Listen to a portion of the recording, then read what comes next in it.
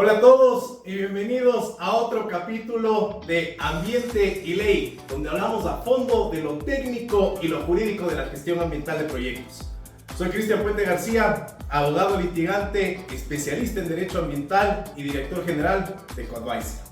Aquí nos apasiona un desarrollo sostenible en Ecuador y en este espacio vamos a expandir esas píldoras de conocimiento que ven en nuestras redes sociales, profundizando en los aspectos técnicos y jurídicos que realmente importan para el futuro de todos los proyectos. Únanse a esta comunidad donde juntos vamos a desentrañar los secretos de la gestión ambiental, explorando a fondo los desafíos y soluciones, combinando nuestra experiencia jurídica y técnica para ofrecerles un contenido que informa y que también inspira la acción. Empezamos. Hoy vamos a hablar sobre un tema que afecta a muchísimas empresas: las respuestas a los oficios de la autoridad ambiental. Para esto contamos con la presencia de Paola Moya, una destacada ingeniera ambiental de nuestro equipo, una experta en gestión ambiental, y trae consigo la experiencia que yo llamo atrás del mostrador, porque ella ha trabajado directamente en la autoridad ambiental, entonces nos va a dar una visión mucho más amplia y completa de qué sucede en este tema. Bienvenida, Paola. Muchas gracias, Cris. Un gusto estar aquí y compartir con ustedes la información que va a ser vital para que tengan una buena gestión ambiental en sus proyectos. Paola, ¿podrías contarnos un poco sobre tu experiencia en la autoridad ambiental y cómo esa experiencia te ha dado una perspectiva única sobre este tema? Claro, te comento que yo he trabajado en diferentes gobiernos autónomos descentralizados, más o menos por un periodo de 5 años. Estos gobiernos autónomos descentralizados estaban obviamente acreditados por nuestra Autoridad Ambiental Nacional, que es el Ministerio del Ambiente, Agua y Transición Ecológica. Yo pude ver, como tú dices, desde primera mano, cómo se realizan los trámites, qué es lo que observa la autoridad en todos aquellos proyectos en los que realiza el control. Tenemos principalmente que establecer que la autoridad ambiental tiene lineamientos a seguir con cada uno de los proyectos. ¿Qué debe hacer la autoridad? Debe realizar el control. ¿Cómo lo hace? Mediante inspecciones. De estas inspecciones de campo se levantan hallazgos, observaciones que posteriormente son plasmadas en un informe técnico ambiental. Y en caso de encontrarse irregularidades o hallazgos que según la normativa puedan ser sancionados, este informe se pone en conocimiento del comisario ambiental, el cual empieza con el proceso sancionatorio hacia el proyecto. Hay que tener muy en cuenta que cuando nos llega una notificación, un oficio por parte de la autoridad ambiental, esta siempre nos establece un tiempo de respuesta, que puede ser mínimo de 10 días o hasta un plazo máximo de 30 días, dependiendo de cuál es el proceso. Y algo a tener muy en cuenta es que todos los oficios que nosotros vayamos a responder a la autoridad deben estar firmados por el representante legal. Esto hace que tenga validez el documento y la información que está plasmada en él. Perfecto. Entonces, los mecanismos que utiliza la autoridad para controlar a los proyectos principalmente es a través de las inspecciones técnicas. Se generan informes y en el peor de los casos se inicia un proceso sancionatorio en contra del proyecto. Y adicionalmente existen comunicaciones, como tú nos acabas de mencionar, oficios que deben ser contestados entre 10 a 30 días y estas contestaciones tienen que ser dadas por el representante legal de cada proyecto. Entonces tienen un valor importantísimo. Frente a estas respuestas, a estos oficios que nos comentas, ¿cuáles son los errores más comunes que tú has visto por parte de los administrados? Sucede que en muchos casos los proyectos no cuentan con un responsable ambiental. Cuando les llegan estos oficios o estas notificaciones, lo recibe, ya puede ser el gerente, y lo que hace es designar a una persona que él cree que está en la capacidad de responder a este oficio, que puede ser comúnmente lo que se ve el encargado de salud y seguridad ocupacional del proyecto. ¿Qué sucede? Que esta persona, al no estar calificada en el tema ambiental, al no tener experiencia en el tema ambiental, puede poner información que no sea acorde a lo que está desarrollando el proyecto o a lo que tiene el proyecto en sus instalaciones. Y como les mencionaba anteriormente, esta respuesta, este oficio, tiene que estar firmado por el representante legal. Al estar firmado por el representante legal, la autoridad es capaz de verificar, validar la información que nosotros estamos colocando en estos documentos. En caso de que esta información no sea verificable en el proyecto, la autoridad procede con las sanciones correspondientes. ¿Por qué? Porque estamos induciendo a un error a la autoridad al no dar la información correcta del proyecto. Es súper interesante lo que dices. En base a estas respuestas hay dos caminos. Uno, genera información incorrecta. Y dos, la información es tan inconsistente que llama la atención de la autoridad y genera una inspección técnica para validar lo que está diciendo el sujeto de control. ¿Es así? Claro, así es. ¿Qué tipos de incumplimientos se podrían dar? Por ejemplo, pues llega la notificación, personas no calificadas sin el conocimiento experto en la gestión ambiental, da respuesta a un oficio de la autoridad. ¿Qué consecuencias podría traer? ¿Qué incumplimientos se podrían dar? Si tienes algún ejemplo, sería maravilloso. Tenemos que, por ejemplo, nos piden información acerca de qué se hace con las aguas residuales generadas en el proyecto. Y en este caso la persona que se encargó de realizar la respuesta dice: sí, nosotros hacemos un tratamiento primario, tratamiento secundario y posteriormente esta agua es descargada y cumple con los parámetros establecidos para descargas. La autoridad analiza esta respuesta, va a campo, verifica dónde está su tratamiento primario, dónde está su tratamiento secundario, los monitoreos que realiza a las descargas de agua. Verifica que no es acorde a lo que tenemos en el proyecto. Tenemos, primero, sanción económica. Segundo, puede ser la suspensión temporal de la actividad. O tercero, en el peor de los casos, la revocatoria de la autorización ambiental, o como lo conocemos, el permiso ambiental del proyecto. ¿En qué momento se da esta notificación que haría el proyecto? De lo que tú nos acabas de comentar, de este ejemplo, de las aguas residuales. ¿Por qué estaría informando eso el proyecto? O sea, ¿responde a un pedido? Tenemos, la autoridad ambiental puede hacer dos cosas. Primero, solicitar, porque como autoridad puede solicitar cualquier tipo de información, nos puede solicitar al proyecto que entreguemos los monitoreos que se ha realizado.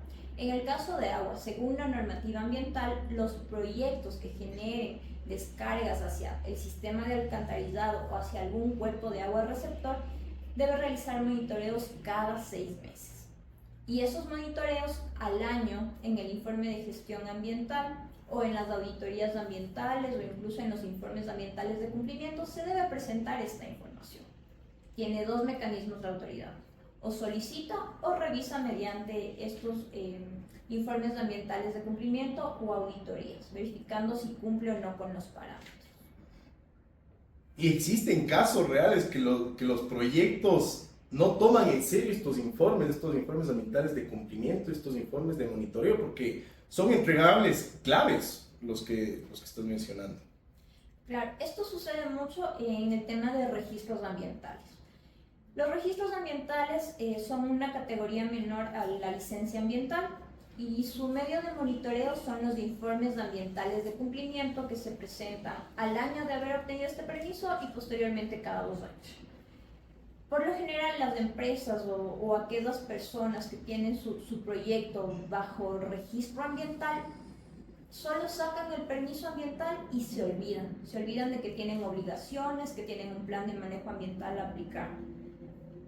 No presentan el informe ambiental de cumplimiento al año, no presentan al segundo año, tercer año. Estamos incumpliendo con la normativa. Y tengamos en cuenta que estos permisos ambientales se emiten bajo una resolución administrativa que tiene un buen peso ante la ley. Y eso nos va a acarrear posteriormente sanciones. Como les digo, no solamente sanciones económicas, sino también la suspensión de nuestro proyecto o incluso el retiro de nuestro permiso ambiental. De acuerdo. Esto sería la inacción completa por parte de este tipo de empresas con un permiso ambiental denominado registro. Ellos no hacen nada, ellos no notifican nada. Y al final del camino les inician un proceso sancionatorio, les sancionan y les pueden revocar el permiso. En ese espacio de tiempo, la autoridad envía alguna comunicación al proyecto, les dice, hey, vea, está pendiente esta información, tiene que hacer algo, ¿por qué no me ha notificado? La autoridad, como te decía al principio, sigue unos lineamientos establecidos ya por el Ministerio del Ambiente. Ellos al año, las autoridades ambientales competentes, al año tienen que presentar un cronograma de cuáles van a ser sus actividades. Dentro de estas actividades se establecen las inspecciones, el seguimiento y control a los proyectos que tienen en su territorio. Entonces, como la autoridad ya planifica cuáles van a ser sus inspecciones, en dónde y cuándo, la autoridad va a inspeccionar estos proyectos o solicita mediante oficios que cumplan con las obligaciones ambientales. Y si no cumplen, lamentablemente, como digo aquí, todo se sanciona. Entonces, se vuelven una prioridad estas empresas que no cumplen dentro de la generación del cronograma, brindan mayor atención a aquellas empresas que ya tienen un retardo relevante frente a la autoridad, o sigue siendo aleatorio. Claro, ¿no? Ya el primer año, si tú no presentas tu informe ambiental de cumplimiento, hablando de registros ambientales, la autoridad dice, a este hay que ponerle un ojito. Segundo año, sigues sin presentar, ya vas escalando en el nivel de riesgo que tiene tu proyecto frente a la autoridad. Y la autoridad lo que hace es, voy recopilando información, hasta tener un buen expediente que yo pueda mandar a la comisaría ambiental y que el proyecto sea sancionado. De acuerdo. ¿Qué sucede, Pau, con esos proyectos que sí cumplen, que realizan, presentan sus informes de cumplimiento, tienen un registro ambiental? La obligación más relevante en ese caso, una de las obligaciones más relevantes sería el informe ambiental de cumplimiento. Lo ejecutan de manera satisfactoria, lo presentan a la autoridad y lamentablemente se demoran en contestar a la autoridad, en responder, en pronunciarse. Y después de 6, 12, 24, 48 meses, reciben un oficio, el proyecto, y le dice, ¿sabe qué? He revisado su informe ambiental de cumplimiento de hace 12 meses. Por favor, atienda las siguientes observaciones. El proyecto recibe y no le da la relevancia del caso. ¿Qué es lo que puede suceder? ¿Qué es lo común que has visto en este caso? ¿Se presenta? Los proyectos, como mencionaba, por lo general no tienen un encargado ambiental, un responsable ambiental. Lo que ellos hacen es contratar a este profesional para dos cosas. Primero, para que obtengan su permiso ambiental, y segundo, como tú dices, en el caso de que ellos sí cumplan, sí presenten sus informes ambientales, para la elaboración puntual de estos informes ambientales de cumplimiento. ¿Qué sucede cuando llegan estas notificaciones o estas observaciones a un informe ambiental de cumplimiento? Los representantes legales o los dueños de estos proyectos dicen, sí hay que responder. Tome usted, fulanito, como digo, puede ser por lo general es el de salud y seguridad ocupacional al que le dan este encargo de responder a la autoridad. Sin embargo, como no se tiene el conocimiento, no se sabe por qué pusieron esos medios de verificación, cómo justificaron las actividades del plan de manejo ambiental, ahí va a haber un desfase en la información, hay un desfase en el conocimiento. Entonces, la nueva persona encargada de solventar las observaciones no está muy clara en cómo se realizó en primera instancia el informe ambiental de cumplimiento, y cuando responden a estas observaciones e ingresan a la autoridad ambiental, es un documento completamente diferente, que no tiene relación con el primer documento presentado y genera inconsistencias en la información que se está dando.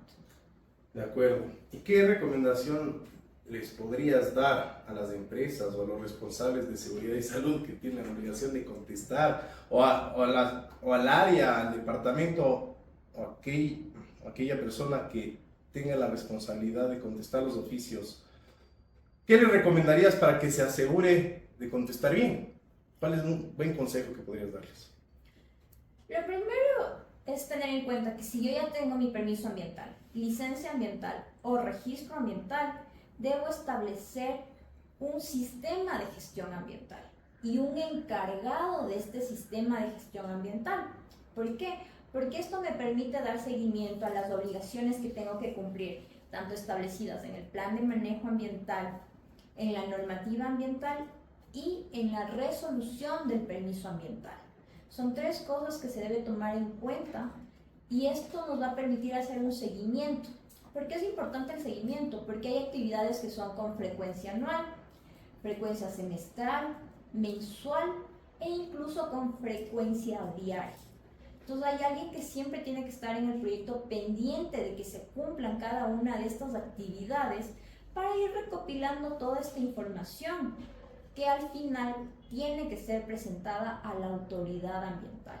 Y teniendo en cuenta que ya hemos recopilado toda esta información, tenemos de esta base de datos, nosotros podemos saber cómo responder a la autoridad. Tenemos los medios de verificación, tenemos las herramientas para poder presentarle a la autoridad ambiental y evitar cualquier tipo de sanción.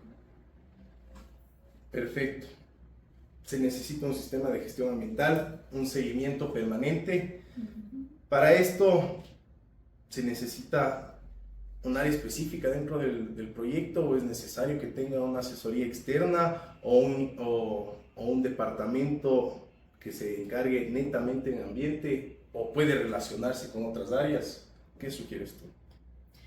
Las empresas, por tema de costos, por lo general lo que hacen es contratar a una persona que haga tanto seguridad como ambiente, que no es lo recomendable, porque cada uno a su área de experiencia. Es lo más recomendable y lo que se hace no solamente en el tema ambiental, sino también en el tema de calidad, es contar con asesores externos. ¿Por qué? Porque te están viendo desde afuera. Te hacen literal una auditoría de todos tus procesos, en este caso en el tema ambiental. Entonces tú al escuchar una auditoría te pones pilas y dices, esto tengo que cumplir, esto me van a revisar. Entonces es más estricto a que si fuera alguien dentro de la empresa o del proyecto mismo. Porque tengamos en cuenta que si yo trabajo para tal proyecto y digo, no, esto ya lo voy a solventar, más luego arreglo esto. Entonces le vas dando largas y no le das la importancia necesaria a esa actividad que debe cumplirse sí o sí para estar acorde a la normativa ambiental y al plan de manejo ambiental. Perfecto. Asesores externos. Cuéntanos un poco cómo trabaja Coadvisor para ayudar a sus clientes y evitar estos problemas y asegurar el cumplimiento de sus obligaciones ambientales. Coadvisor, con cada uno de los proyectos que maneja, tiene este sistema de gestión ambiental en el cual se realiza el seguimiento y control de las actividades que están establecidas en su licencia ambiental, en su plan de manejo ambiental y obviamente lo que nos dice la normativa. Algo importante de este sistema de gestión ambiental son las visitas que se hace a los proyectos.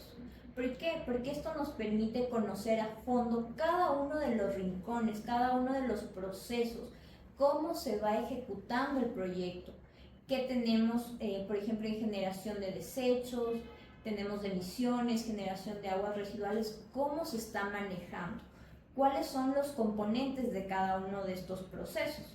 Y eso nos permite a nosotros ayudar al proceso, al proyecto, si es que nosotros encontramos algo que no está bien, algo que no está acorde a la normativa. Nosotros en ese momento de la inspección informamos al encargado del proyecto y se toman las acciones necesarias para corregir cualquier tipo de problema. Perfecto. O sea, las inspecciones por parte de los asesores es indispensable. Con eso identifican los hallazgos, los corrigen, es el caso, de manera inmediata y se asegura el normal desarrollo del proyecto.